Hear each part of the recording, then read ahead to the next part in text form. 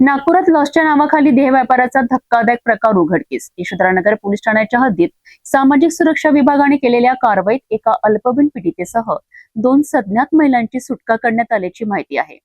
महिलांना कमी वेळात जास्त पैसे कमावण्याचे आमिष दाखवून देह व्यापाराकरिता प्रवृत्त केल्याचा पोलिसांचा आरोप आहे. कामठी रोडवरील भिलगाव परिसरातील JS लॉजिंग रेस्टॉरंट येथे ही कारवाई करण्यात आली आहे. या प्रकरणात एका आरोपीला ताब्यात घेण्यात आले असून आणखी एक आरोपी पोलिसांच्या शोधात आहे. नागपूर शहरात सामाजिक सुरक्षा विभागाने देह व्यापाराविरोधात मोठी कारवाई केली आहे. भिलगाव कामठी रोडवरील JS लॉजिंग रेस्टॉरंट येथे 12 ऑगस्ट रोजी सायंकाळी 6:30च्या सुमारास ही कारवाई करण्यात आली.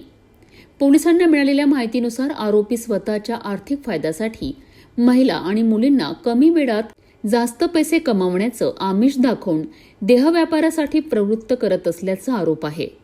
त्यानंतर ग्राहक उपलब्ध करून देत त्यांच्याकडनं देह व्यापार करून घेतला जात असल्याची माहिती पोलिसांना मिळाली.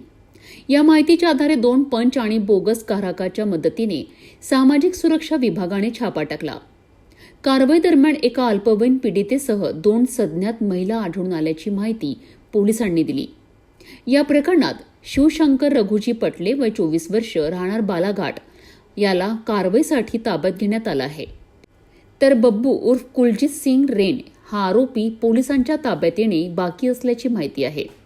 या प्रकरणी यशोधरानगर पोलीस ठाण्यात अपराध क्रमांक 620/2026 अंतर्गत भारतीय न्याय संहिता तसेच अनैतिक व्यापारास प्रतिबंधक कायदा आणि ज्युव्हेनाईल जस्टिस कायद्यानुसार गुन्हा दाखल करण्यात आलाय.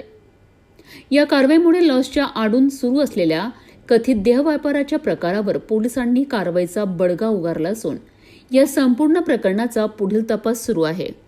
लॉसच्या नावाखाली नेमका कोणता गोरखधंदा सुरू होता, महिलांना या व्यवसायात कोण प्रवृत्त करत होतं आणि या प्रकारामागे आणखी कोणाचा सहभाग आहे का, या सर्व प्रश्नांची उत्तरं पोलिसांच्या पुढील तपासातून समोर येणार आहेत. मात्र या कारवाईमुळे अल्पवयीन मुली आणि महिलांच्या शोषणाविरोधात पोलिसांनी कठोर पावलं उचलल्याचं स्पष्ट झालं आहे.